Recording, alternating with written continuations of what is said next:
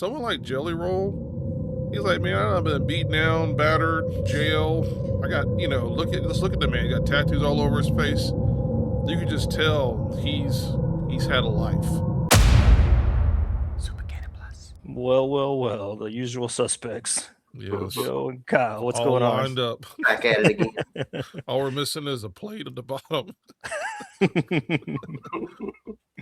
So I've been thinking, I was on the It's dangerous. driving into work today, and still working through the new car stuff. So I'm like, hey, I never even set any of the radio presets or anything like that. Let me turn on the radio. And I was like, man, it's been a long time since I listened to the radio. How often do you guys listen to the actual radio? Never. Never, ever. Actually, you know what? No, that's not true. In my wife's car, we do listen to like K-Love or something like that. Okay. Yeah. It's funny how radio was it, right? And now it's like you get in the car, you're like, I'm not turning that on. You got YouTube, you got Spotify, fill in the blank of anything but the radio. Well, you even got YouTube Music if you don't even want to do the regular YouTube. Right. Just give me the tunes, man. I mean, they should be tuning into Super Cannon Plus or Anchor to Truth. You know what I'm saying? Like, yes. That's true. Oh, I just thought of this. That's marketing genius. He could have called it YouTunes. Like, do you know how easy that would have been? Nice. That's built in. That's really good, Jonathan. YouTube Now they're going to grab that's it. a whole extra millions. word. Well, hey, I said it here first. Copyright liability, something, LLC, me. I don't know. So speaking of music, though, if you guys had to pick, what would be your favorite decade of music? I know you guys are older, so you got to pick some old stuff. I get it. Oh, bro. You and Kyle are that far apart. I can't do that. I can't do that. There's a lot of stuff from a lot of decades. I know, that's why it's hard. You got to pick your favorite decade. No, can't do You're that. forced to. Gotta give me at least two, 70s and 80s. Well, all right, if I got to pick a decade of my favorite, then you got to at least give me a genre to pick from. You're not playing the game very well, Kyle. I mean, it's difficult, Kyle. It's two numbers next to each other. You got this. 70s, 80s, 90s, 2000s. One of them where you like a lot of music. There was so much good and so much bad from every one of them, though. Yeah.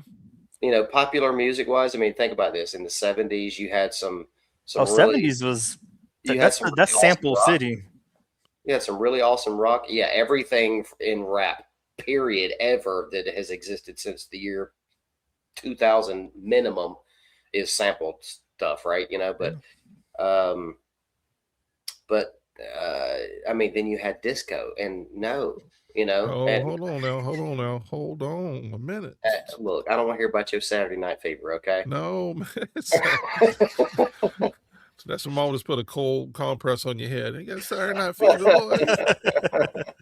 Let me tell you something. The Bee Gees, hands down, whether they were connected to disco or not, Bee Gees was awesome.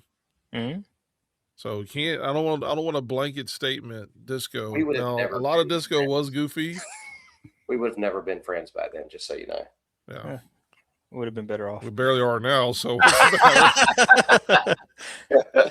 So it's why we leave you in Georgia. We're like, keep a state between us. No, but I'm kind of the same way, Kyle. I can appreciate music from all the different decades. Like there's some, like when I look at the 70s, you're like, that's like some of the hardest hitting forever classics, like movies, samples. Ballads. There's not even making the remakes. They're the originals of the remakes. You know what I mean? 80s, you started getting some of that fun new stuff in there. 90s was like, all right, you're getting grunge. People start to fall off. 2000s, unfortunately, that's my generation of like music. So I have an affinity toward the 2000s, even though I know. Yeah, but we had all the boy bands and the pop that was just going crazy back in the early 2000s, man. Yeah, there was a lot. And I'm not saying I was into it. I'm just saying that was what was up. It sounded that way to me, Kyle. That was a huge man. We had the boy band. But then again, I guess the same argument could be made for disco. Disco was huge, but no. Okay, huge. All right. I see what you're saying. I was like, come on, man. I had Britney Spears like in my CD player on repeat. It's Backstreet Boys, so that's fine. But yeah, it's always hard to pick because it's like it depends really when you grew up and like what was around you at the time. Like if your dad listened to a certain kind of music, like that's just what you listen to, and you're gonna like it because you kind of don't have a choice. That's what you had. That's right. Yeah. But I know for me, my weird part is like I didn't really, like Kyle said, I didn't really have a decade. I know that's always the big debate. Mine was more of like genre, and it was growing up. It was Christian music, like only. So Kyle brought up K Love earlier. It was like K Love, The Way, Way FM, I think is what it's called. There's a couple other ones. I don't know which ones. His I mean, radio now or his, something like his that. radio. Yeah, that's a good Mhm. one. So yeah, I grew up on pretty much only Christian music, and then so I think the reason why 2000s was better for me was that's when they finally started coming out with like Christian bands that weren't, I guess if you want to call it, I'm trying to be nice, the more slower, boringish type stuff. Where I was like, hey, there's some Hey, guitar in here. Hold on. Time out. Let me tell you something. Since I know the type of music you're into, and it existed way before 2000s. Hold on, let me see. Gotta get a little smaller. No, right there. No. Hey, let me tell you something, brother. I'm gonna tell you something. If I knew we were talking about this, I would have got you a list of. There's a group of Christian artists, like the hardcore heavy stuff that you like and listen to music. They were rocking the house back in the 90s, 80s, Oh, and yeah. 90s. Yeah, for The sure. problem was it wasn't never going to make mainstream Christianity because it just wasn't going to fit in. Right. Yeah. Churches. I mean, for Pete's sake, when Petra came out, I to this day remember it was like 1980 something, maybe mid 80s when Petra started coming onto the scene, and all the preachers were out there holding their Bibles up in the air, saying they're of the devil and everything else, and Right. come to because find it out, was they got the best it was lyrics. so different, and Petra really wasn't that. Nah. Look, man, there's groups out there that, yeah, Petra was a rock group, but there were guys out there that was doing this stuff before anybody else, but they just weren't getting the time. Right. My buddy's brother had stacks because that's all he listened to. Had stacks of CDs in his room like this on the. It kind of like messed with my head because I'm the type of person I don't like CDs open all over the place. And when you walked into his brother's room, he would literally have stacks like this high, and the whole floor was just spread all over the place. And I'm like, it's messing. I can't Just look loose? at it, man. I want to. Yeah, they're all loose. Oh, Just no, a you gotta- CD. No. Anyway, that's my scratch OCD my part. CD. I was like, I can't do this, man. It's like, Yeah, you anyway, gotta take care of those bad boys, man. At least but- stack them. So, Jonathan, just to that point, is that a lot of groups back then were rocking the house, but the modern Christianity at that time they're not going to accept it. Yeah, they look down upon. So a lot of these groups are kind of hidden in a corner somewhere, and then you get what's the name of the group? Don't know why I Striper? skip. Who? Striper? No. The more of a modern group. What's that group? Feel Like a Monster. Skillet. Yeah, I don't know why I slipped my mind. Anyway, All good. so you got guys like Skillet that are coming in with a little bit that harder music, that more of that rock and roll, more of that heavy metal type thing. But these guys in that band are old enough to know who these other bands are, Oh, so yeah. they would tell you this is nothing new. This has been here, but when that window opened up for them, they're like, we got to take that while that window's open. So yeah, it's interesting when you look back on Christian music or what people consider Christian music, Right. and what's acceptable and what's not acceptable. Oh yeah, there was a while there where like all the bands, not all the bands, there was a bunch of bands that were like, oh, it's safe for Christians, so it's Christian music, and then you come to find out like that band was never. I mean, the song they had a positive song, or they had a song that had like good morals to it, and they're like, see, it's a Christian band. And they were like, we're not Christian. I mean, I'm glad you like the song, but to your point there, Joe, I remember that's what I said. The 2000s for me is that's whenever like the Christian bookstores back when they used to sell books and stuff.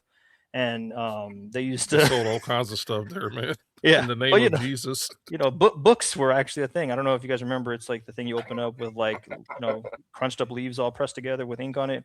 But when they put him in the stores, they had a music section, and I was like, I'm not interested. Right? It's gonna be like Third Day, Chris Tomlin. Again, nothing wrong with those guys. your opinion may vary, right? But wasn't the genre of music I wanted to listen to in my car as a young teenager. I was like, I want something fun, like something that I can like rock out to or something I can jam out to when I'm driving. And then there was like this new section was like Christian rock, and I was like, oh, okay. And then they had bands in there. Third Day was in there, and I was like, okay, that's not what I was thinking whenever I said Christian rock. And then they had somebody else, I can't remember at the time, but it was like a bunch of real soft kind of like there was a guitar in it, and the drum was more than 17 beats per minute. So it was like, I guess that qualified as rock. But then they had bands like Joe was talking about with like Skillet and some of these 12 Stones, some of these other bands that were like super lyrically strong, but like the music was a little more, what do the old people call it, hip? You know what I mean? It was a little cool. I'm old. I don't use the word hip. You don't use the word hip? I think you can feel the hip though, right? I can feel the hip every morning, but that's about it. So that was why the 2000s generally, was a little bit better for me, was when I could finally get out of all the worldly music, but enjoy some of the stylistic stuff that actually was available for sale, right? I didn't have to go find Striper in an antique museum somewhere. I can actually go to a store and buy it with a barcode on it. So that was a good time for me. They still perform today. They do, yeah. I know, yeah. They're good. I'm sorry, but I still have not listened to anything from Skillet that I'm aware of, but I think that's a horrible name for. Are they supposed to be like metal or something like that? I think they're like rock/hard rock. They've kind of ebbed and flowed within the couple genres. I'm sorry, but Skillet just sounds like some country bumpkin backwoods yeehaw band that would, you know what I mean? Like, Skillet, like we're gonna make some biscuits, you know what I mean? Like that's what I promise you, they are the farthest thing away from that as possible. You've got to have heard some of their songs, Kyle. If I have, I don't know who it is. Let me just tell you this: the female drummer for that group, hands down, man. She's bad to the bone. That's all I'm gonna say. And she's she's singing backup to some of the songs while she's just. I'm like, when we saw her in concert, me and Jonathan, or saw them in concert. I was like, you telling on yourself, Joe? Yeah, I know, right? No, when we saw that, I knew that she was a drummer, but when she got up there, and all of a sudden I was like, she's like, I'd put her with any of the other drummers that's out there. And then the whole platform starts spinning and stuff. I'm like, yeah, she's solid. Yeah. So what makes, I don't know, maybe I'm getting off track of the direction you were going with this. I guess I'm just curious. What makes Christian music? There has to be one cross on something somewhere. Do they have to say the name Jesus in the song, or do they, what qualifies a song as Christian music? Well, I can tell you in today's world, it's getting harder and harder to make that distinguishment.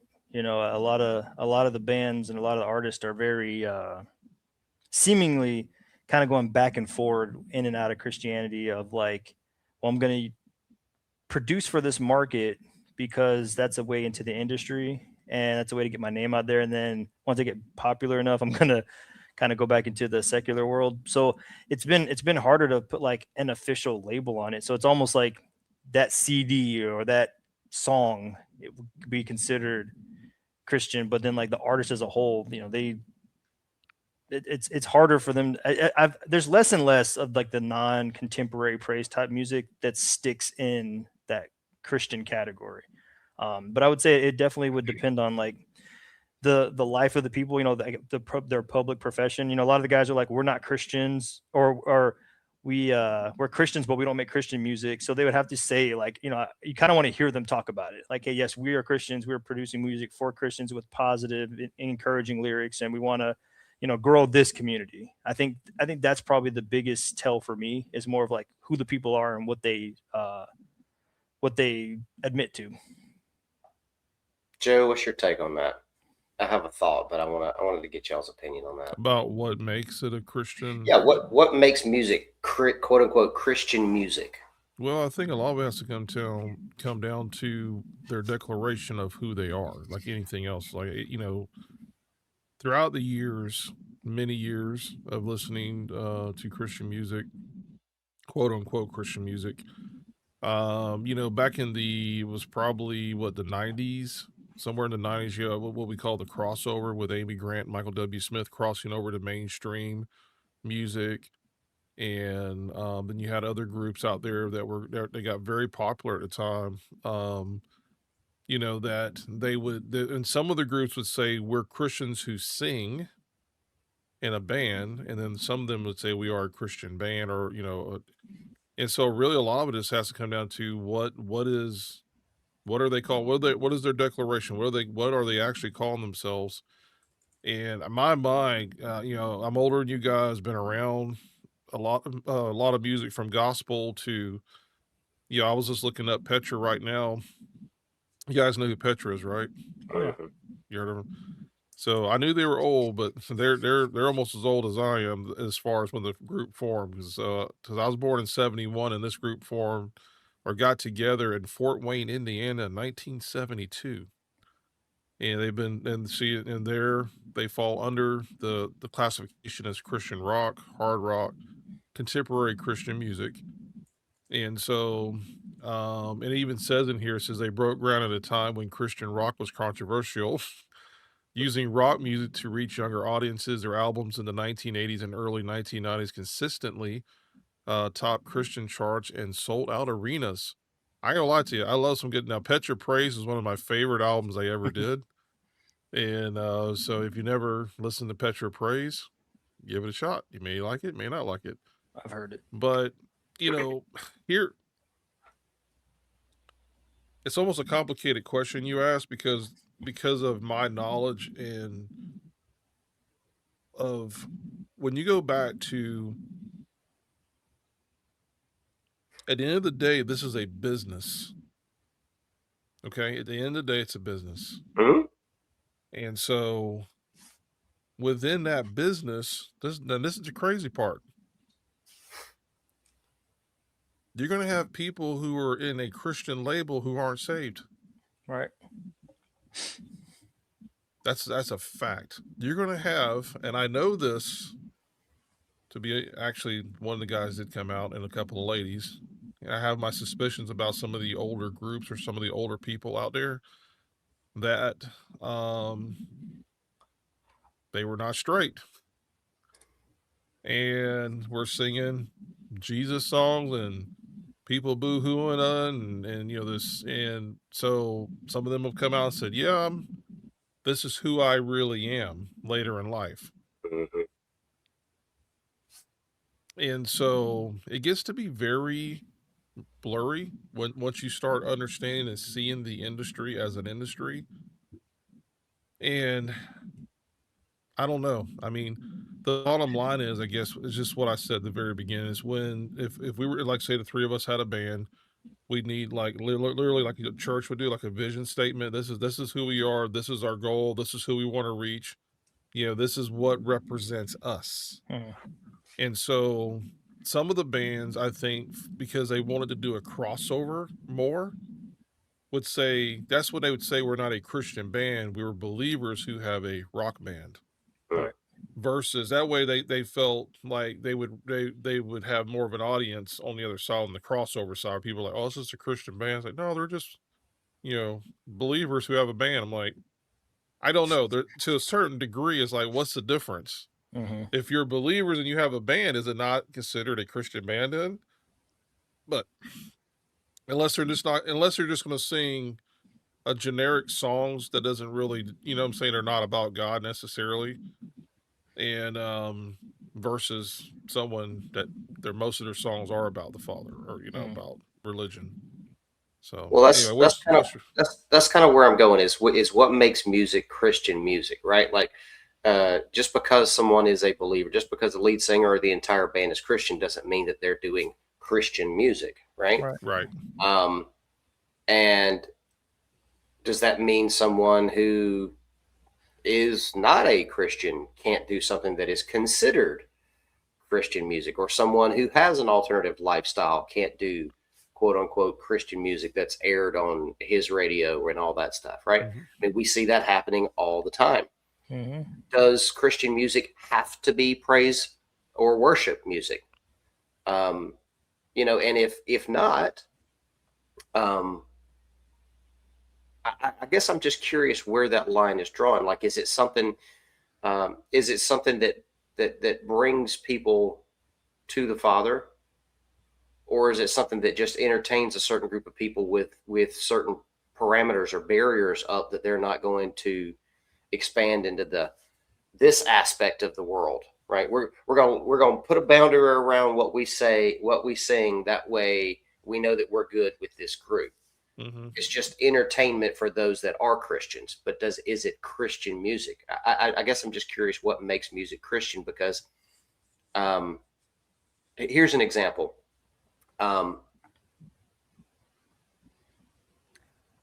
I personally don't know of a single example. I'm not going to say that it hasn't happened, and I'm sure there's been some lonely man or woman, probably thousands of times over, that's been, in the pit of desperation, and they're scrolling through the radio stations and they find a song that's playing on the radio and it just hits them the right way and they come to know the Lord from that. Amen. Hallelujah. That's awesome. But I have heard, I'm going to use a current example. There are a lot of people that have started seeking God because of a singer who does not make quote unquote Christian content by any stretch of the imagination. That's Jelly Roll. Mm-hmm. That song "Save Me" he did.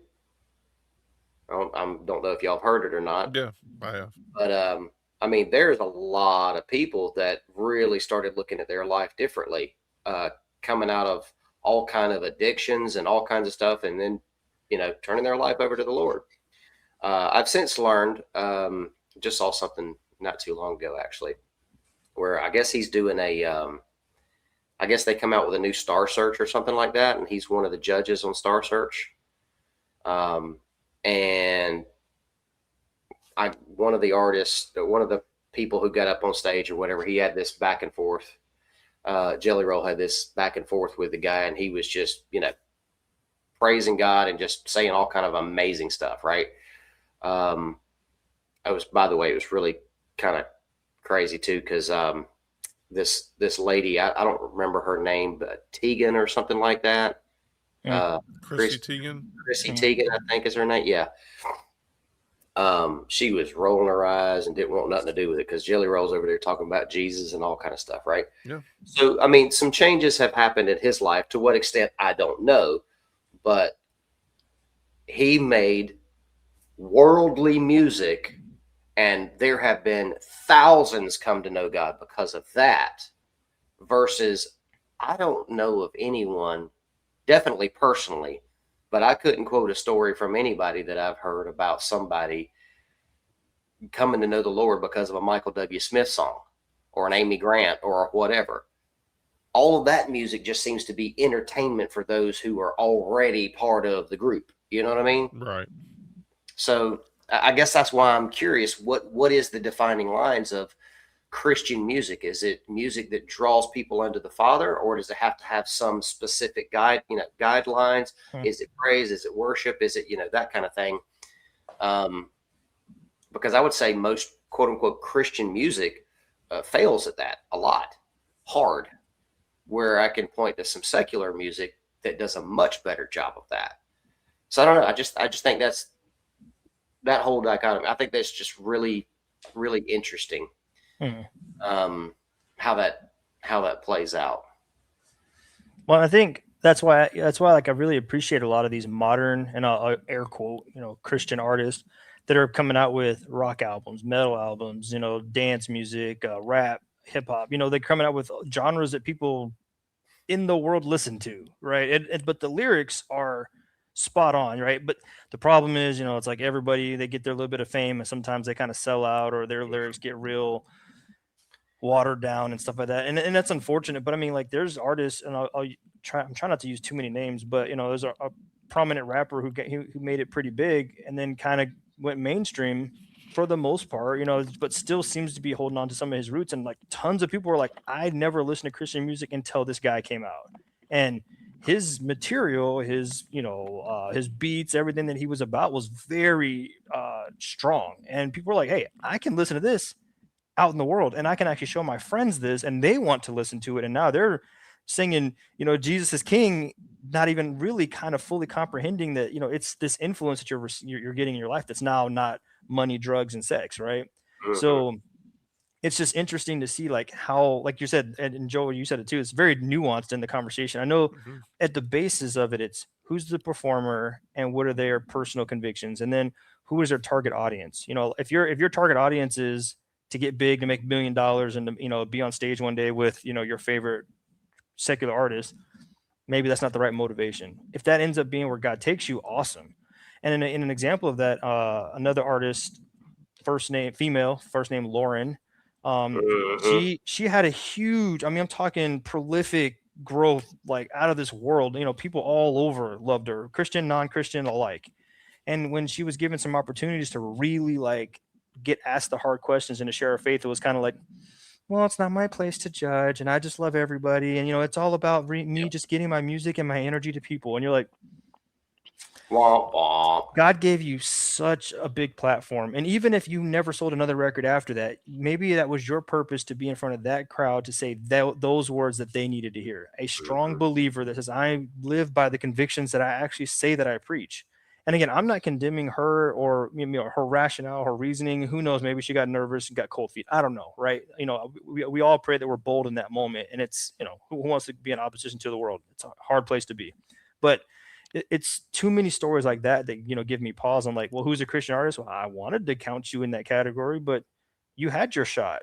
In my opinion, you had the one time when you were in front of the biggest stage when you could have really set some stuff straight, and that's not the time to be weak. And maybe it's the paycheck, maybe it's the fame, maybe it's the Mhm. lifestyle, and you don't want to give that up to say it's God first. And I think that's a key component to any kind of strong band like that. And I know, like, a lot of people don't listen to that genre, but like hard rock metal, those guys are so sold out to Christ. They're like, the beginning word in my song is Yahweh. Now it's in screamo, so you got to know if you know, but that's the first lyric of the song on the first song on the CD. They're like, hey, we're gonna be unapologetically Christian. First thing you're gonna hear from us is God's name. I'm like, Mhm. well, I'm impressed. And then maybe you can't understand all the lyrics because they're screaming them. So, you go to lyrics.com, whatever, you pull it up, you just read through it, and you're like, there's no praise and worship Protestant song that even can touch this. You can put 14 modern Protestant songs, and this one song beats all of them combined because the lyrics are just straight Bible, straight scripture, straight strength and power, and like how bold we are in the faith. And yet that would never make the radio. That would never enter 99% of the church's ears. So Right. that's kind of where I like to go into those corners of like, hey, who's out here really doing the hard work and being unapologetic about it? They're like, and these guys are getting big ticket concerts. They're the undercard, they're the first band that shows up or whatever, but they're like 100,000 people, in a year they're getting to perform in front of them. People are buying CDs, and they're like, I didn't know this stuff existed. That was my story. I just like, there's actual fun music, and I could be Christian still. Amen. So, on the other side of that, where do we draw the line for secular music, or is it just all out now? If you call yourself a believer and a follower, my understanding, my understanding of worship is you worship in all that you do, right? Whatever you set your hands to do, or voice, whether it's playing an instrument, whether it's singing, or whether it's welding or plumbing or nursing or whatever you do, it is to be done as a form of worship. Mm. That's my understanding of what worship is. Now, there are specifics, a lot more specifics to specific worship, right? But just a generality, all that you do should be for the glory of God. It's a form of worship. So, what makes something secular? The opposite of that question: what makes music Christian? What makes music secular? And where do we draw the line? Mm. I think sex, drugs, and all that stuff. I think we can draw the line on that. Mhm. That's the easy part. Language probably is a big one. Well, okay, there you Yeah. go. But then again, I can throw up artists like a Jelly Roll out there who's got some language in some of his stuff. But again, the Father has used that, to draw those that wouldn't otherwise, because they can relate. I think that's the biggest thing. Honestly, I really think that's the biggest thing is, are these musicians giving their testimony in their music? Right. I think that's the most powerful thing that we have as a witness to God is our testimony. Whatever we come from, Right. Why can Jelly Roll reach the people that he reaches? Because he was an addict, because he was a dope dealer, because he was all those things. He did, go to jail, all that stuff. People can relate to him and will listen to him because they see, hey, you were where I am, and I want to get where you are. Mhm. Not necessarily rich, and famous musician, but I want to have peace in my life. I want to have that. I want to get out of this, and I want to get to that. I don't know. To me, it's just it's a testimony type thing. I mean, and on the other side, we can look at like an old Garth Brooks song or something, unanswered prayers. Some of God's greatest gifts are unanswered prayers, right? It affects the way you think about things. Music affects a lot about us. Yes, it does. So going back to the question, what makes something other than the obvious, right? Sex, drugs, and we'll put language in there, even though there's some iffies about that for me, anyway. As far as whether it's drawing somebody, Well, should it have to be there? No. And I said just real quick, Joe, before you jump in, the one of the things that I Kyle, listening to you say that kind of is not convicting personally, but kind of like putting a little bit of limelight on Christian artists. If you're telling me it takes a Jelly Roll to reach somebody about the faith, what's our Christian artist doing? Facts. You know what I mean? And I know you just kind of mentioned it. You're like, oh, you're singing songs for people who already believe. And yes, there is a place for praise and worship, 100%, right? We should have praise ever on our lips. I'm not diminishing that at all, but it takes this guy to point you back to God. Then what about all of us? I mean, go look at the Barna polls. How many Christians are in America right now? What percentage, right? It's a big number. It's a lot of people. It's millions. And we're like, right. Yeah, that's what I'm saying, statistically. And yet it's this dude who's, talking to people. It's this dude who's reaching the hearts of the masses. It's just, sometimes it's like, turn that mirror back around and be like, ooh, what's wrong with me? Or, me as in Christian music. All right, go ahead, Joe. Yeah, I mean, I still think it's not a clear-cut answer there, Kyle, to what you're asking. I think that here's the thing. Again, it's industry. When you guys were talking earlier, it made me think, Jonathan, of your favorite book in the Bible, James. And it talks about in James 4:4, it says, friendship with the world is enmity with God. Right. And so when you get a Lauren Dangle that gets on there and all of a sudden you're like, hey, by the way, what do you think about this? And she goes, well, I can't really talk about that. It's not my place to judge. Just kind of giving that Joel Osteen answer, that just kind of, I'm just going to dance all around it. Instead of just really coming right out and saying, hey, you know what? This is what I stand on. This is what I truly believe. And why? Because the Bible says so. Mm-hmm. This has now become industry for you because at this point you're probably told by the people who are pushing you behind the scenes, hey, you can't get into controversial topics. You're gonna have to skirt it. You're gonna have to try to stay away from it. And that's not the only topic that's came up. That's been presented to her. That every time something that should be very clear cut and easy to answer, it's because if I do that, then I might lose part of my audience. And so you're stuck in that place. Someone like Jelly Roll, he's like, man, I've been beat down, battered, jail. I got, let's look at the man. He got tattoos all over his face. You can just tell he's had a life. And so for him, he's gonna get up there and he's gonna sing soulfully. He's gonna just pour his heart out into what he's doing. And I think what you're talking about earlier, Kyle, was this is like someone I'm sharing my life through music. And through that, there's a story being told, and that story is of redemption in my life. And there are Christian artists out there who are very good at doing that. About just, hey, this is this is my life. This is, just sharing that. And it's very heartfelt. And it does make a change in someone's life versus what I would call pop music or easy music or music that's just kind of got a whatever to it. And it's like, at the end of the day, you're really just entertaining. Yeah. And maybe you'll throw some God in there at some point, maybe a few verses in there, maybe. Versus even someone like, and I was looking it up, like Chris Stapleton. He sings that song Tennessee Whiskey, Mhm. but I'm pretty sure I've seen him sing some gospel songs. I'm Oh, not yes. 100%. Yeah. Yeah. And so when you see someone like him and the way and the way he sings, it's like I see your heart when you sing.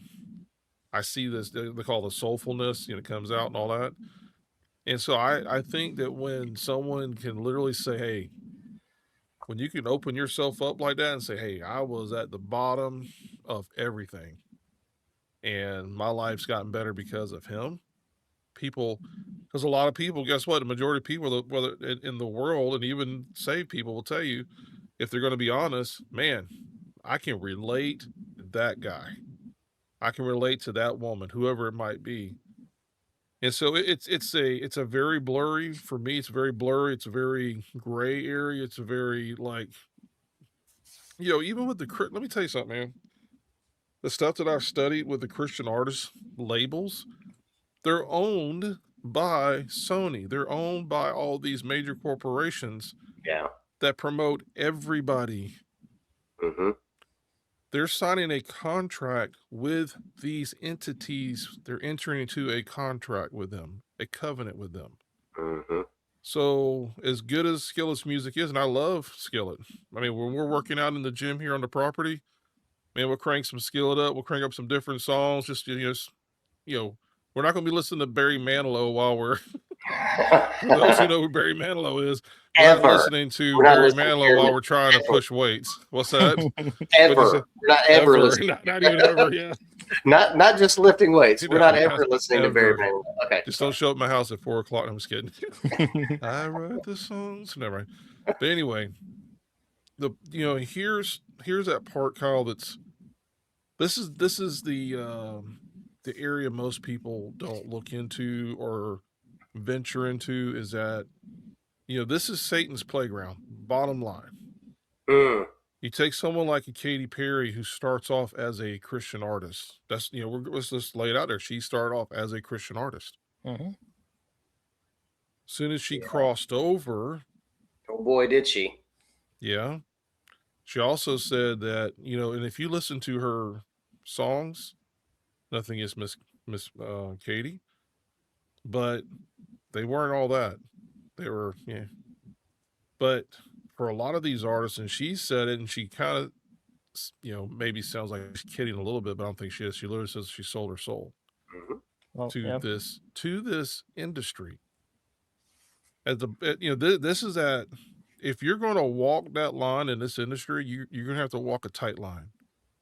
The Bible talks about the narrow road. When you're walking that line, there needs to be, it's for me personally, I'm like, it needs to be a tight line that you're walking, because when you're asked the hard questions, you need to be able to give an answer. Because when you say, I'm a believer in Jesus Christ, Yeshua HaMashiach, whatever name you want to put in there, when you make a declaration, this is what I believe in, you've now put yourself in a position that when someone asks you the hard questions, you need to answer the hard questions regardless. Or we're going back to James 4:4. That friendship with the world is enmity with God. You just said, my relationship with my Heavenly Father isn't strong enough, or I don't have enough conviction, or I don't have enough faith, or I don't have whatever it is to tell this person the truth. And what if that truth that needs to come out of your mouth is exactly what they need to hear? Because when you're put on a platform for people to see you, let me tell you something. That's why you got to be very careful of these Christian artists. Even like with Skillet. What I was going to say earlier was, we have this right here. A lot of artists doing this right here, covering the one eye. Yeah. And one of Skillet's, one of the album covers has like someone wrapped like a mummy, but it's got the one eye showing. Mhm. Hmm. I don't know, and I've said this before, we talked about this before, or at least I have. I don't know how much control they have over the advertising, the marketing of the group once they sign their names on the contract. Once I've made the covenant, you're like, okay, we own your personality, we own everything about you. Therefore, Get your we're gonna likeness. yes, we own your likeness, and we're gonna and basically when it comes to marketing, we're gonna do what we feel is best for marketing. Mhm. And you look at all the Christian artists, and you can go online and Google it and look at all the Christian artists who do this, or there's something in the artwork on their albums that has a showing of one eye. And it's kind of scary because again, when you go into that pond, that's Satan's pond. Whether you want to call yourself Christian band, Christian believer, whatever you want to put yourself as, when you sign up with these certain groups out there that are everybody's under this umbrella. And I'm gonna tell you right now, and I shared this before again, we had the license, so when we would play YouTube videos on our old Vine sermons, I would buy, I forgot what it's called now, but anyway, I would buy um, a license so that when we played other artists on the YouTube on our channel, they would get money for it. Well, any group. This is what I learned. I said, oh, they're with Sony. Because it goes, and then YouTube would go in there and literally pull the video out of the recording and go, or it would be completely blank. It would be silent and say, "This is we basically. I know you have the license, but Sony said no." Sony's like, "Nope, I don't care. I don't care if the artist is supposed to get money for this. We own this. No, and this is Christian labels or Christian artists." Mhm. That's why I know that it's such a man. It's not crystal clear, that's for sure. Not at least not for me. Yeah, and I mean, I kind of have a similar idea to that. I think I take a slightly more strong approach on it. I think secular music, anything outside of what's intended for Christian or Messiah believing people and Mm-hmm. Messiah believing creators.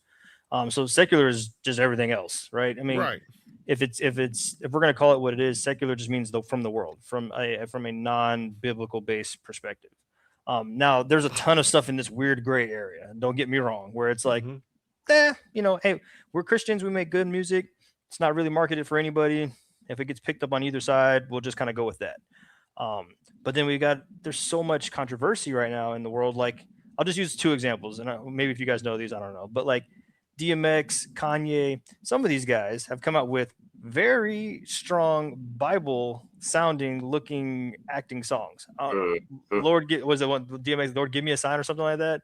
That thing was like top radio music for on the secular side, and it's like him kind of having a whole Bible God moment kind of thing. And I'm like, I'm not a DMX fan. I didn't listen to his music growing up, but the little I know, this man is not, you know what I mean? There's no fruit or public profession of any kind of faith, but this song was hitting for a Christian type song. So it makes you wonder, like Joe said, if that's where the devil's playing, if that's where the world is saying, hey, this is the wide road, we're all going to the path of destruction.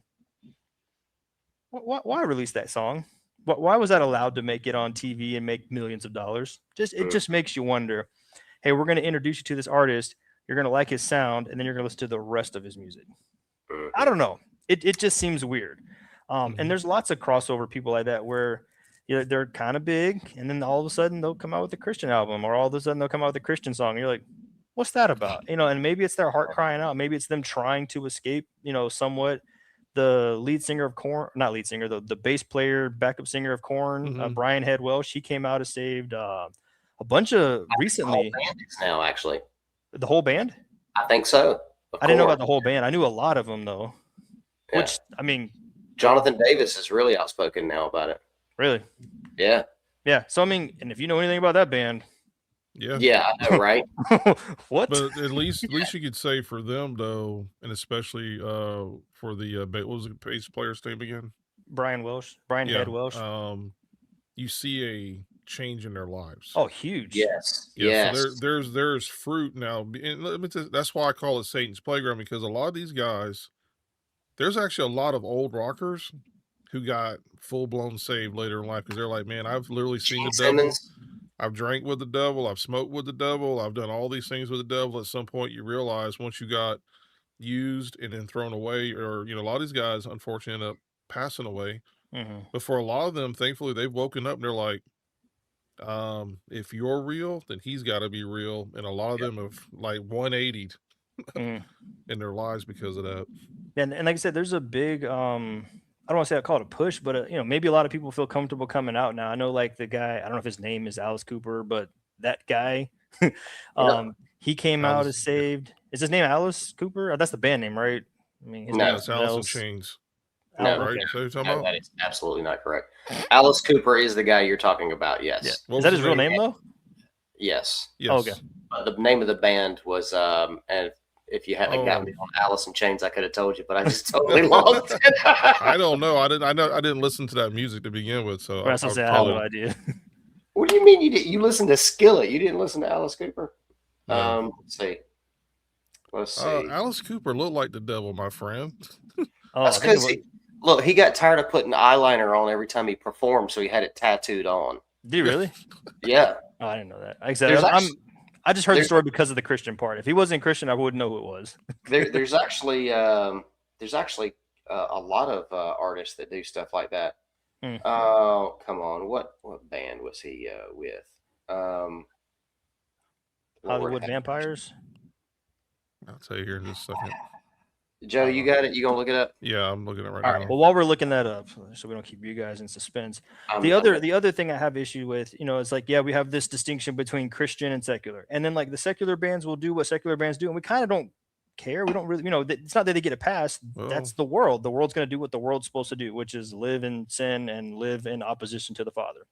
It's the Christian bands that I think we have to hold to that higher standard, and the ones that we get real disappointed when something bad happens. You're like, you represent God. You represent the people of God. You represent Christianity. There's a certain standard you have to live by, and like bands like Newsboys, right? Big news article comes out. Lead singer no longer the lead singer of the band for not good reasons, right? If you guys want to look it up on your own. But it's stuff like that when you're like, this guy is so big in the Christian music realm that he's like, they made a whole movie based on the name of the song, or they made the song for the movie, one of the two, right? God's Not Dead. Either the song was for the movie or the movie was for the song, one of the two. No, I think the movie came out after the song, I think. Yeah, that's what I'm saying. It's one of them. They're connected. And Newsboys has been like one of the top 10, 20 all time, like Christian bands, like money wise, influence wise. I mean, they've had different lead singer over time. The guy Michael Tate came from DC Talk, I think. DC Talk, yeah. But the allegations, I mean, I can't prove he did what he did or didn't do it, but the allegations enough is absolutely bonkers, right? Yeah. And you're supposed to be like, you were just like, I've seen them in concert with Michael Tate as the lead singer, and you're like, yeah, hey, we both did. Yeah. Well, I didn't want to incriminate you in case you didn't want to be involved in the story. Yeah, we were in the stadium together, Yes. so. Yeah. So as you can tell, Pastor Joe and I, we go see Christian bands when we can. But so he's in front of a coliseum of supposed believers, leading them in worship, leading them in song, and then behind the scenes is doing the most despicable of things. And like we were talking about earlier with like Jelly Roll and some of these guys, they have, hey, listen to my testimony, listen to my heart. And yeah, I'm not perfect, but man, listen to how much I'm struggling. And you got the other dude is like, look how great I am. Look how good God is. God's not dead. Hey, we should all praise, clap. Let me pray for you. Let me prophesy over you. Let's collect money at the end of the show. Oh, by the way, me and some fill in the blank. You know what I mean? What? So I think that's where this conversation gets hard, where we're like, I think people don't want to be labeled Christian anymore because they're like, I don't want to have to follow all those rules. I don't want people to have to, look at me under a microscope. Standard. Yeah, exactly. Which then that like, what does that even mean? Like, how do we get here? Yeah. All right. So I got some I don't know, I information guess- for us. All right. Do the Alice Cooper thing real quick. All right. So, I never listened or really listened to his, but here's here's the thing where we're all wrong. All right, so it says Alice Cooper's main band was the original hard rock group called Alice Cooper, Mhm. formed in the late 1960s. Okay. Now his name is not Alice Cooper. His name is Vincent Furnier. I see why he I changed it. don't know how you say that name. Furnier. Furnier. Something like that. So Sure. yeah, so I don't have no idea, but anyway, his name's Vincent, not Alice Cooper, but he is the lead singer, the vocals in that. The other thing about the band was Well, Vanilla Ice's the earlier band was called the Spiders. Mm, Vanilla Ice's name was Robert Van Winkle. So that's I true. mean, Oh, I understand why he changed his too. You know. yeah, I don't know. That kind of like no, I'm kidding. Trying to rap with Van Winkle, you're like, nah, it's Yeah, I not know, gonna work. Robert right? Van Winkle, too cold. Too cold. Well, if he dressed the part of a Van Winkle, that would be. I'm a little boy. What is your named name? Magic Robert Girl. Van Winkle. Why did you change it? Nothing rhymes with Winkle. So yeah, so from the Sweet like a sprinkle. 1964 to 1968, they were called the Spiders, and they were considered a garage rock band. And that came out of Phoenix. So Okay. All right. Well, I Anyway. guess that's okay. I guess I was- I I knew his now name that was we all Alice, know, but- and I'm sure there's gonna be people in the comments who already are gonna be Oh, they're beating us losing their up on all mind. this, but yeah, they're wearing us out down there right now. oh yeah, man, So, no, if you know the answer, that means you listen to too much secular music. yeah, shame on you. They did. That's a past thing, right? Well, some of them are like, man, I still got the 8-track. What you talking about? It's on rotation right here. So okay. So as believers, where do we draw the line? You know, I'll put it to you like this. Do I listen to secular music? I do. I filter what I listen to. You know, I don't. There's a lot of stuff. A lot of stuff I will not listen to. But I listen to secular music.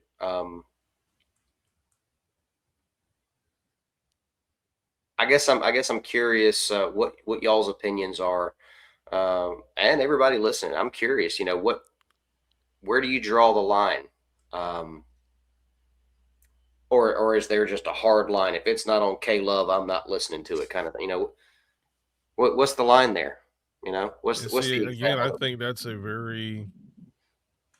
that's all over the place. I mean, I know that depending on what you were doing in life when you listen to a certain music, you know, I have older friends that were like, man, they partied, smoked the stuff, and did all the crazy stuff while listening to certain groups that for them it takes them back to a memory of things that they used to do, and they can't listen to that music no longer.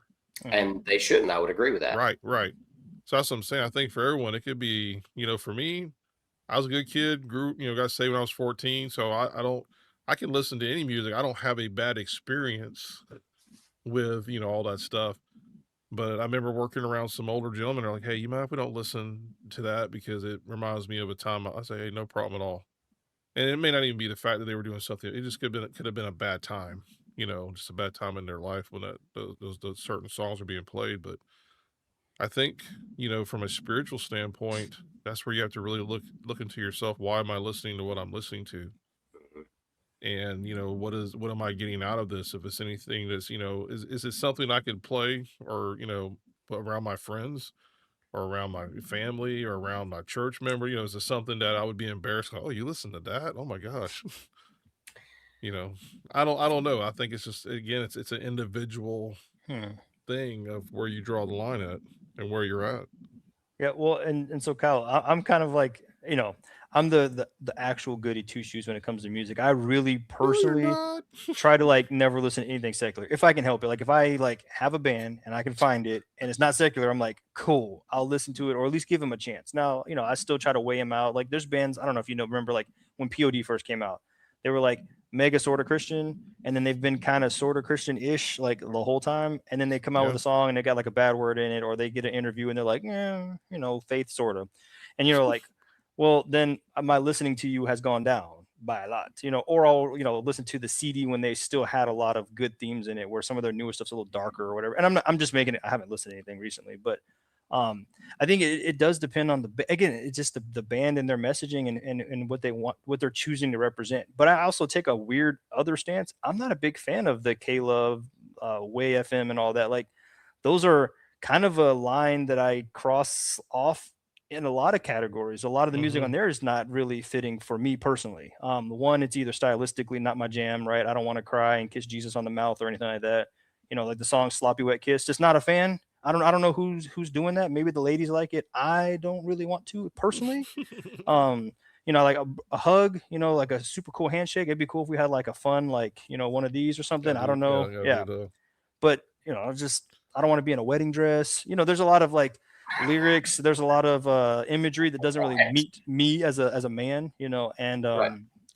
and some of it's real sad and depressing. And some of it, they're kind of, It gets you in that place that you don't need to be in. Some of it does. it's a choice that they're making. They're like, we want you to be like, lowly am I, and it's like, well, we're supposed to go on from glory to glory, not depression to depression. You know what I mean? And there's times and places for everything, and there's music for everybody. But for me personally, there's a lot of K-Love that I actually don't listen to. There's a lot of modern Christianity music that I'm like either not a fan, or they have theological issues within their lyrics.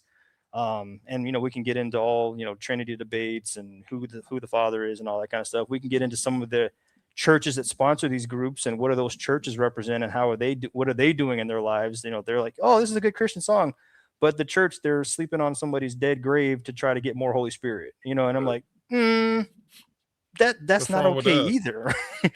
Right. So I was thinking about taking us to go do some grave soaking this weekend if it wasn't going to be freezing. I mean, pass on that. But yeah, so I think that's why for me, it's like we have to be careful in every category. It's not just like, let's make a distinction between secular and Christian. It's like, okay, now we're inside of our box, and it's like God says we have to find the narrow road, and he's like, we have to, it's so hard to find. It's beaten down, it's pressed down. It's like, who will find it? It's like, it's a surprise if you get there. And I think even in Christianity, there's a subsidiary broad road inside of Christianity. They're like, hey, a lot of this like Christian walk, a lot of Christian church is still it's just a different wide road. It's like there's the 8-lane expressway, with the tolls, and then there's like the 2-lane highway, and we're like, it's supposed to be a dirt road over here. You still haven't quite been set apart enough. You're supposed to be holy for I am holy. And I just think even inside the Christian world, there's still like some fine tuning we need to do. And so I personally go on these cool adventures of finding bands that no one's ever heard of and genres that no one ever listened to. But I'm like, I don't care. They're talking about God like to the max. And I feel super strong and ready to read my Bible afterward versus, woe is me. I'm a big dumb and, I'm never going to do right. And if God didn't kiss me, then I guess I'm not going to make it. And then his love is like an avalanche, which is death, right? When you get hit with an avalanche, or burn me with fire. I'm like, I pass, right? Yeah. I would prefer not to be burned at all. That'd be great. For me, I think it kind of comes down to the same. I think for me, the music aspect of it comes down to the same principle when it comes to your theology or your doctrine. Who are you listening to, and does it line up, kind of thing. Is that what Scripture is what's being preached from the pulpit? Does it actually line up with what Scripture says? Are you just taking that preacher's word for it? Are you just listening and consuming? Are you consuming? Are you consuming because what you consume becomes what you put out there, right? Mm-hmm. And I would say, because that line is so blurry as to what is or what isn't, you're going to either have to draw a hard line in the sand and stick to that, or a hard line in the whatever you want to call it, right? And stick to that. But if you don't, even if you do, we all need to be very careful about paying attention to, first of all, who is putting the music out. Mm-hmm. Number one. Yep. What principles do they stand behind? And if you don't know, or if you can't tell, or whatever, then the second most important thing, or the second step, is what is the music saying? What is this saying? Period. Is it speaking life? Is it speaking death? Is it speaking very worldly things? Is it supporting things that shouldn't be there? That kind of stuff. Then what's the message? What is the story being told? And if you're just listening to music for the sake of entertainment and something to, jam to while you're getting your day going or whatever, then yeah, I would say caution to that. Stick to your K-Love stuff. You really don't have to worry about it as much. But I don't know.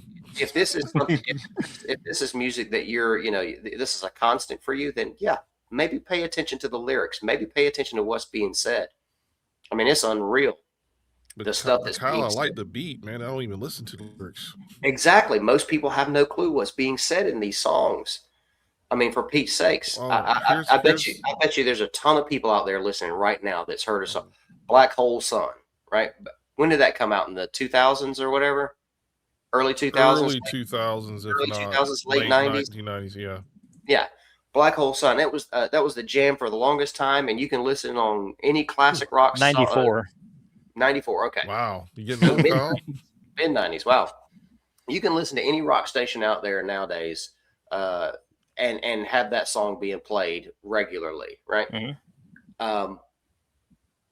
I don't know, 5 years ago, 8 years ago, something like that. I actually listened. I heard the song, and I was listening to it, and I actually heard the words of what was being said, and I was like, man, let me look that up. And oh my goodness, that is horrible. I was like, well, I won't be listening to that again.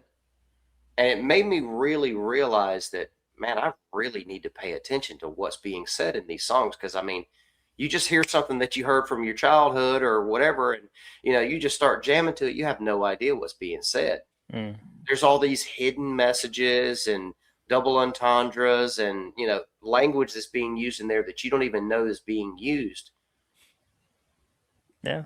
There's a Madonna song that was being sung in church recently. What's that? The Madonna song that was being sung in a church recently, and they had the whole church like a choir version singing it, like a prayer. Like Yeah. a prayer? Yeah. And they had the whole church choir was singing it. Wow. Yeah. I was like, oh, I don't think you know what that means. Yeah. Yeah. So yeah, I don't know, man. I would strongly advise people, if you're going to listen to something, at least know what you're listening to. Right. And an easy way get to kind Berean of for your music. exactly, and a good indicator to kind of get an idea. Sometimes, like, I know they don't really do that anymore because we're old, but like music videos. There was a couple songs I had to listen to on the radio growing up where I was like, I don't know, sure. Like you said, Kyle said, sounds great, and then the music video came up, and I was like, oh. I don't know what the song is about, but this music video is horrendous. So even if I like the song, the messaging they chose to put out in video form is so bad that whatever little bit of song I liked, I done. That now is what I think of when I hear that. Ugh. Yeah. I don't know, man. I guess I'm curious what everybody else thinks, but I'm not so hard pressed. I got to be a K-Love only kind of person. But I'll be honest with you, I don't really do too much music anymore. I enjoy it, but it's not something I can do when I'm working and all that stuff. So I don't have much of an opportunity to get as involved in music as I once did, I guess. So too busy listening to Anchor to Truth. Joe, it looks like he's hard at work looking up. I'm trying to find this song. Because here's okay. All right, I got it. Okay, I got it. Okay. When you were talking about earlier about we don't really listen to the song, or we think it says something that it doesn't. Uh-huh. And so there's plenty of songs out there. I've seen comedians do it where they're like, and they're hilarious because he'll say, listen now, this is what they're saying. Mm-hmm. And anyway, so this is a song by George Harrison. Former Beatles member. Yes, it's called "My Sweet Lord."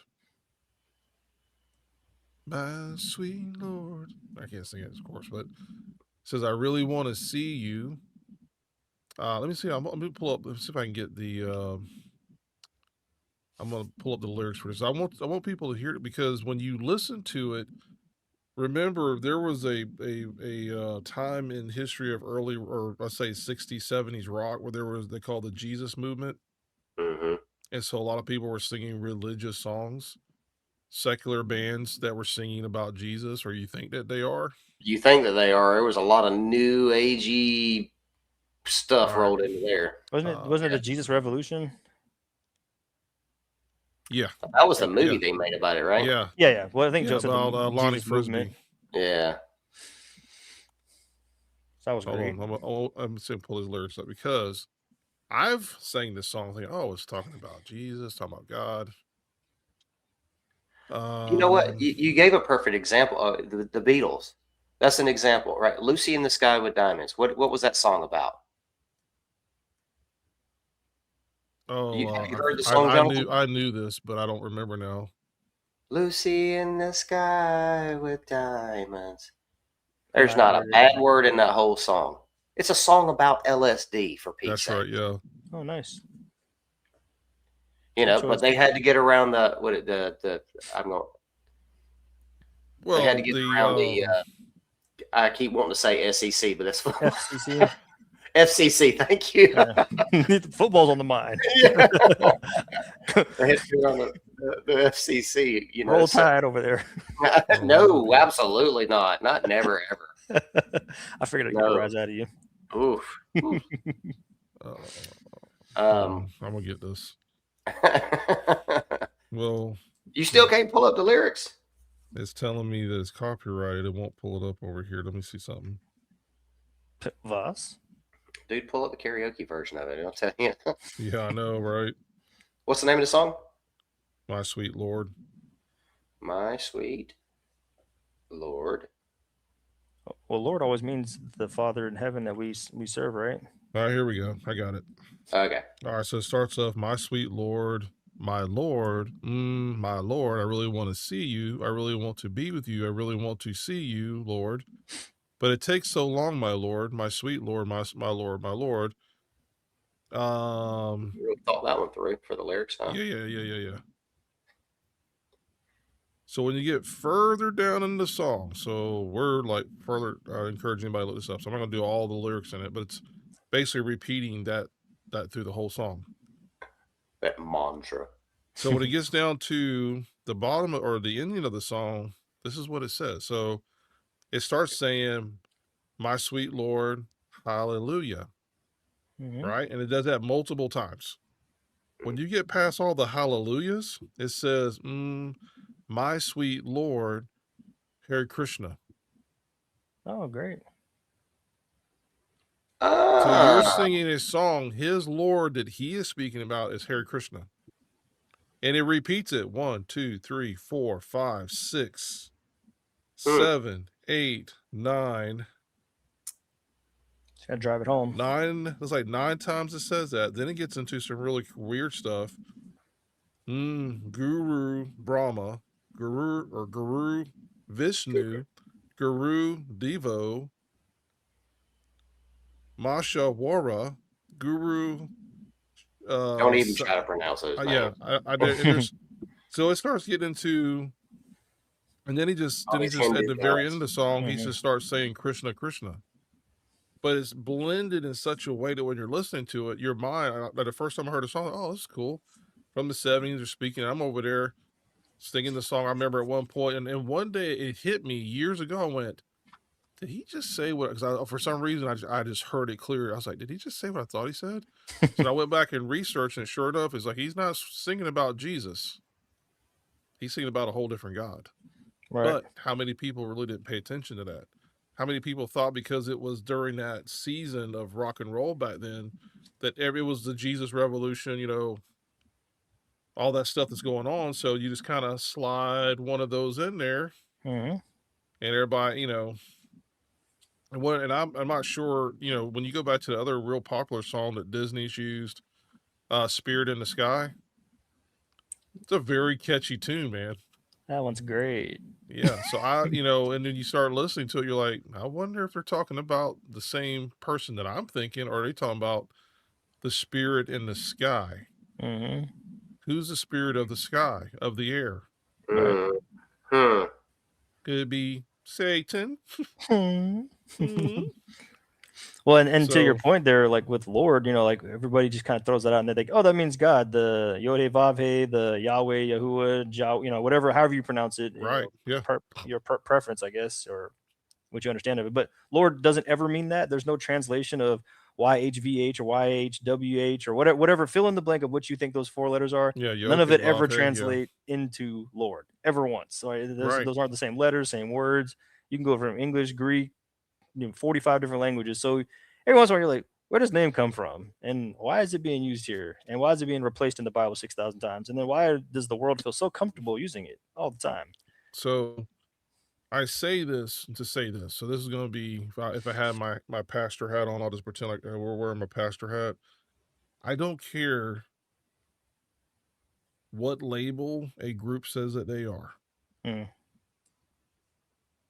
Okay, because people back in the 60s and 70s were having a Jesus moment, and for some of them, you're still again. This to me personally is Satan's playground, and so within this movement we're going to have this song by George Harrison that's going to get slid in there, and it's going to say Lord and Hallelujah for the first half of the song, so that in your mind you just kind of get caught up in that, and the Mm. rest of it's like you can't really make out what the lyrics are, but you're just kind of like repeating the same thing over and over again, and it's like this is the devil's in the details, and in that song Spirit in the Sky that's used a bunch of movies, and when I die I'm going to go to the Spirit in the Sky.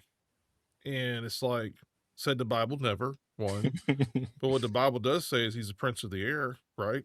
Mhm. The prince of this world. And it's like, so there's a good chance that you're singing to the devil. You're not singing about going to see God. You're going to what you serve. And so, again, we started this off, it's like, you just really have to be careful who you listen to, whether they say they're Christian or not. Whether it's secular, whatever it is, you need to be really careful. And guess what? The lyrics do matter. Mhm. At the end of the day, I was singing this song before for the longest time, thinking he's singing about Jesus. And I'm like over there having a religious moment in my brain. And then turning out, this isn't even about Jesus at all. This is his form of worship to the God that he serves. But because I didn't pay attention and I allowed that to come into my life, thankfully I woke up to it and I'm like, wait a minute, did he just say Hare Krishna? And I'll be That's serious. One crazy. day it just went. I think he just said maybe it was a better sound system I was listening to it on. I could hear it clear, And so then I started. You start looking into a lot of this stuff, and let me tell you something. This is something we'll either talk about when we come back together some other time, or I'm going to do a sermon on this. But between music, the music industry, the movie industry, the religious gatherings, they're all an emotional grab. They are an emotional grab. Hmm. And I can go, we ain't got time now. We don't. We really don't, because I feel like the Father's opening my eyes up to something that the enemy, there's a reason behind. Let me just say this. Music is so powerful. Why do you think they play something at the end of the church service? How they change the mood. Yeah.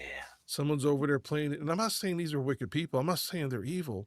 I'm just saying that It music works. is that powerful that it works. Yeah, makes you tired too.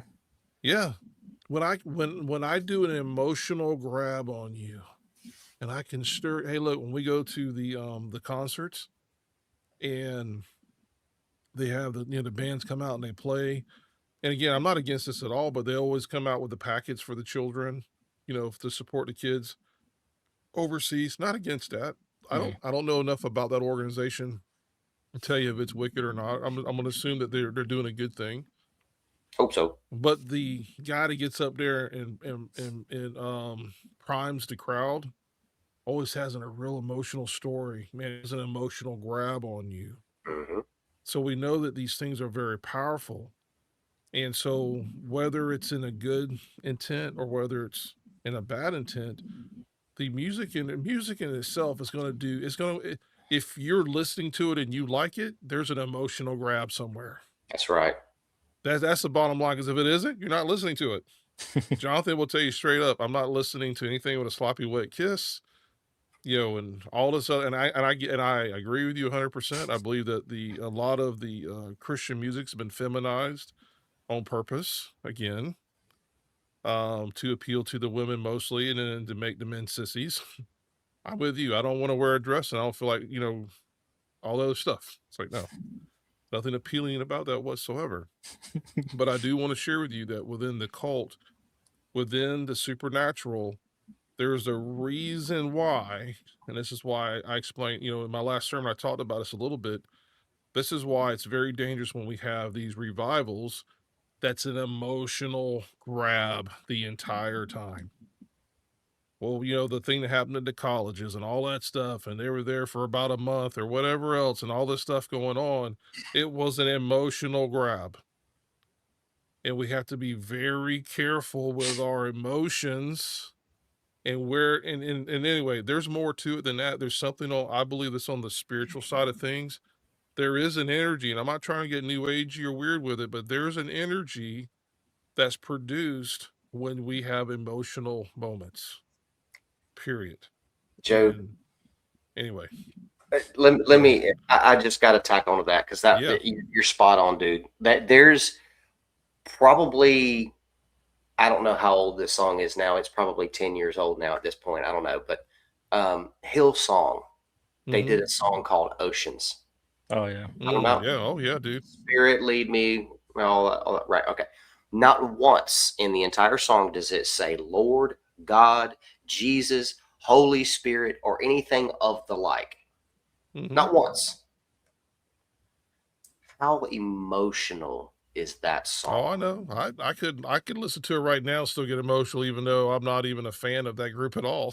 Oh, and that woman's voice singing yeah. that? Oh my gosh, absolutely phenomenal. Yeah, absolutely. Well, what is she singing about? Spirit lead me. Yeah, what spirit? Yeah. You know?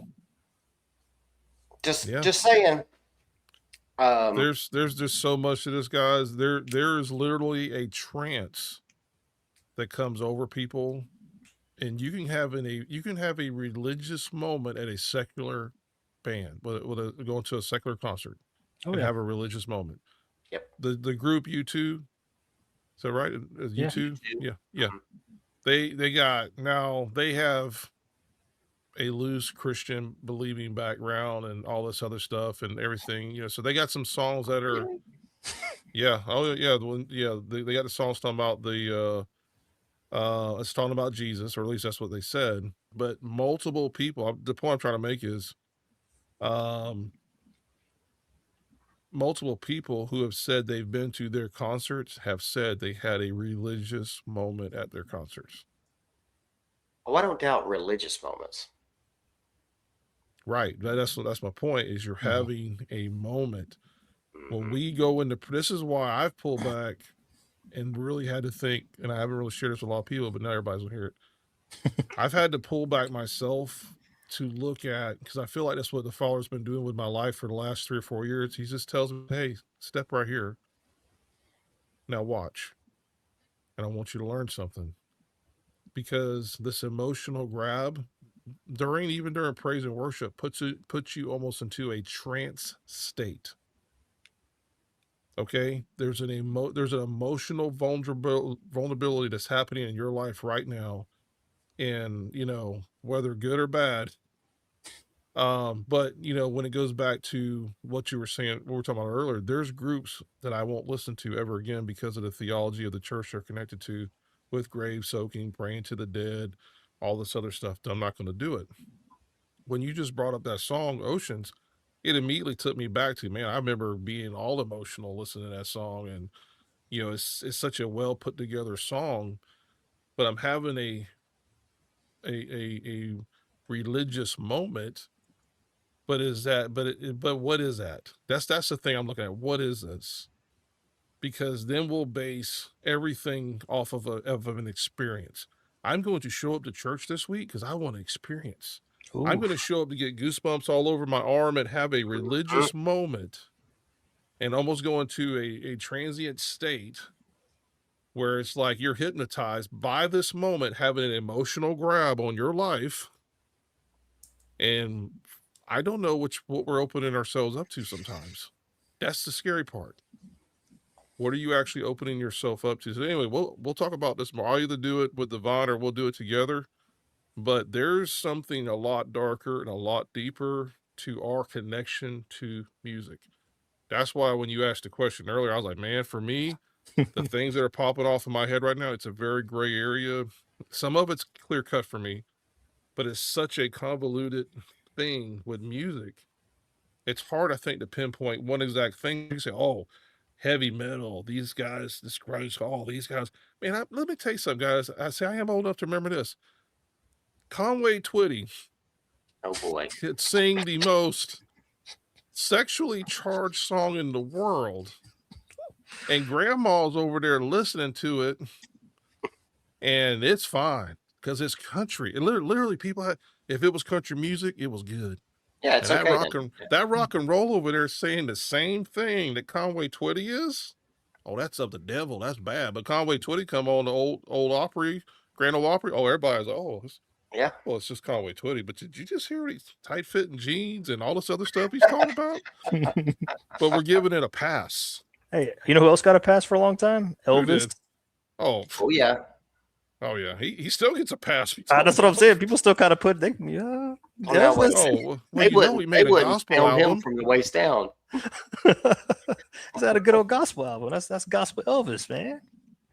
That's what I'm saying. There's so much more to this, but yeah, that emotional grab that takes place is something I think all of us as believers should really step back and go, anyway, we need to re-examine some things. That's all I'm gonna say right now. So bottom line is, oh, be careful, little ears, what you hear. Oh, be careful, little ears, what you hear. Because the Father up above is looking down in love. Oh, be careful, little ears, what you hear.